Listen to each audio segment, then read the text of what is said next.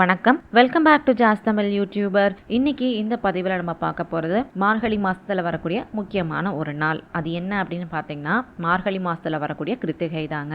மார்கழி மாதத்தில் வரக்கூடிய கிருத்திகையை பார்த்தீங்கன்னா நம்ம தட்சநாய கடை கிருத்திகை அப்படின்னு சொல்லுவோம். மார்கழி மாதத்தோடு சேர்ந்து தட்சநாய காலம் நிறைவடைகிறதுனால இந்த மாதத்தில் வரக்கூடிய கிருத்திகையை தட்சநாய கடை கிருத்திகை அப்படின்னு சொல்றது உண்டு. இந்த வருடம் பார்த்தீங்கன்னா ஜனவரி மாதம் 9ஆம் தேதி, அதாவது நாளைய தினம் வியாழக்கிழமையோட சேர்ந்து 3 மணிக்கு மேல கிருத்திகையானது தொடங்குது. இந்த சமயத்துல வைகுண்ட ஏகாதசியுமே இருக்கு. அப்படிங்கறதுனால முருகப்பெருமானுக்கும் பெருமாளுக்கும் உகந்த வழிபாடாவே இந்த வழிபாடு இருக்கு. அப்படிப்பட்ட சிறப்பு வாய்ந்த கிருத்திகை நட்சத்திர நாள்ல நம்ம எந்த முறையில வழிபாடு செஞ்சா நம்மளுடைய வேண்டுதல்கள் நிறைவேறும் அப்படிங்கறத பத்தி தான் இந்த பதிவுல நம்ம தெரிஞ்சுக்க போறோம். அதை பார்க்கறதுக்கு முன்னாடி உங்களுக்கு ஆன்மீகம் சம்பந்தப்பட்ட தகவல்கள் பிடிக்கும் அப்படின்னா நம்மளுடைய சேனலை சப்ஸ்கிரைப் பண்ணிட்டு பார்க்கறதுக்கு கொஞ்சம் கன்சிடர் பண்ணுங்க. நீங்க நம்ம சேனலை சப்ஸ்கிரைப் பண்றது எனக்குமே அடுத்தடுத்த பதிவுகள் தரத்துக்கு ரொம்ப ரொம்ப ஒரு ஊக்கத்தை தரும். இப்போ வாங்க நம்ம பதிவுக்குள்ளார போலாம். முருகப்பெருமான நம்ம எந்த வேண்டுதலுக்காக வேண்டியுமே வழிபாடு பண்ணலாம். எந்த ஒரு வேண்டுதலும் இல்லை அப்படின்னாலும் நமக்கு இறைவன் கொடுத்ததுக்காக நம்ம அவங்களுக்கு நன்றி சொல்லியே நம்ம தினமுமே வழிபாடு பண்ணணும்.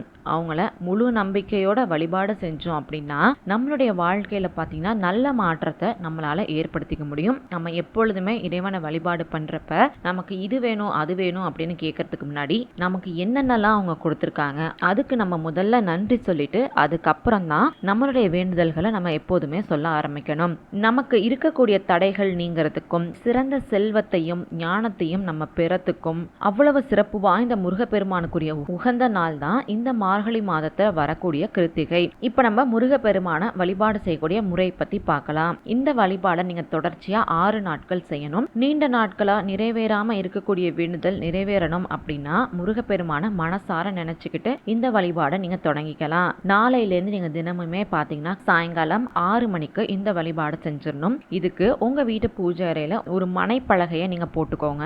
அதுக்கு மேல முருகப்பெருமானுடைய படத்தை வச்சு அந்த மனைப்பலகையில பச்சரிசி மாவால நட்சத்திர கோலத்தை போட்டுக்கோங்க.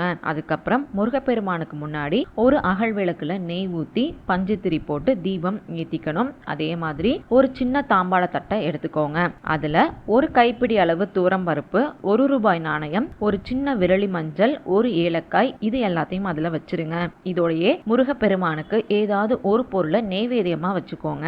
இதெல்லாம் நீங்க வச்சு முடிச்சிருங்க. வச்சு முடிச்சதுக்கு அப்புறம் முருகப்பெருமானுக்கு உகந்த சஸ்திரபந்தம் அப்படின்னு சொல்லப்படக்கூடிய இப்ப நான் டிஸ்பிளேல கொடுத்திருக்கக்கூடிய இந்த பாடலை 27 முறை நீங்க படிங்க. ஒருவேளை உங்களுக்கு இது படிக்க முடியல, படிக்கவும் தெரியல அப்படின்னா கவலையே படாதீங்க. அந்த பாட்டை நீங்க உங்க மொபைல் போன்லயோ இல்ல டிவிலயோ போட்டு விடுங்க. போட்டுவிட்டு அதோடயே சேர்ந்து நீங்களும் இதை பாட முயற்சி பண்ணுங்க. அதுவே போதும். இந்த முறையில நீங்க செஞ்சுட்டு கற்பூர தீப தூப ஆராதனையெல்லாம் காட்டி உங்களுடைய வழிபாடு நீங்க நிறைவு செஞ்சுக்கோங்க. இந்த தீபம் பாத்தீங்கன்னா இரவு 9 மணி வரைக்கும் அப்படியே எரியணும். அணையாம மட்டும் பாத்துக்கோங்க. என்ன இருக்கா அப்படிங்கறத தொடர்ந்து நீங்க கவனிச்சுக்கிட்டே வாங்க. இதே மாதிரி நீங்க தொடர்ச்சியா 6 நாட்கள், அதாவது ஜனவரி 9ஆம் தேதி இந்த வழிபாடை நீங்க ஆரம்பிக்கிறீங்கன்னா ஜனவரி 14ஆம் தேதி வரைக்கும் தொடர்ச்சியா 6 நாட்கள் நீங்க அதை செய்யணும். 6 நாட்களும் தினமுமே பாத்தீங்கன்னா சாயங்காலம் 6 மணிக்கு இந்த வழிபாடை நீங்க செய்ய ஆரம்பிச்சிடணும். சாயங்காலம் 6 மணிக்கு நீங்க ஏத்தக்கூடிய தீபம் பாத்தீங்கன்னா இரவு 9 மணி வரைக்கும் தொடர்ச்சியா எரியற மாதிரி நீங்க பாத்துக்கோங்க. முக்கியமான விஷயம் என்னன்னு பாத்தீங்கன்னா, நீங்க ஏத்திருக்கக்கூடிய தீபம் தானா குளிரக்கூடாது. 9 மணிக்கு அப்புறம் அந்த தீபத்தை நீங்க கையமர்த்திடலாம். 6 நாட்கள் நிறைவடைஞ்சதுக்கு அப்புறம் நம்ம தாம்பாளத்துல வச்சிருக்கோம் இல்லையா அந்த துவரம் பருப்பு, அதோடய கொஞ்சமா பச்சரிசியும் சேர்த்து வேக வச்சு பறவைகளுக்கு நீங்க தானமா கொடுத்துருங்க. முக்கிய குறிப்பு என்ன அப்படின்னு பாத்தீங்கன்னா, நீங்க பறவைகளுக்கு வைக்கக்கூடிய அந்த உணவை யாருக்காலும் படக்கூடாத இடத்துல தான் நீங்க வைக்கணும். அந்த துவரம்பருப்புல நம்ம வச்சிருக்கோம் இல்லையா அந்த நாணயம், விரலி மஞ்சள், ஏலக்காய், இது மூன்றையும் ஒரு சின்ன மூட்டையா கட்டி நீங்க பணம் வைக்கக்கூடிய இடத்துல கொண்டு போய் வச்சிருங்க.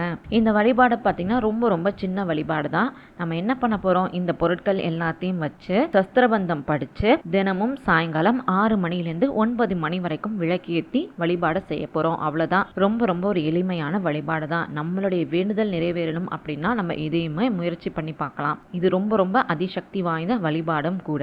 முழு மனசோட நம்பிக்கையோட இதை செஞ்சு பாருங்க. கண்டிப்பா முருகப்பெருமானுடைய அருளால உங்களுடைய வேண்டுதல்கள் எல்லாமே நிறைவேறும் அப்படிங்கிற கருத்தோட இன்னைக்கு இந்த பதிவை நான் இங்க நிறைவு செய்றேன். உங்களுக்கு இந்த பதிவு பயனுள்ளதா இருந்துச்சு, இதுல இருந்து நீங்க ஏதாவது கொஞ்சமாவது தெரிஞ்சுக்கிட்டீங்க அப்படின்னு நினைச்சீங்கன்னா மறக்காம இந்த பதிவை லைக் பண்ணிக்கோங்க.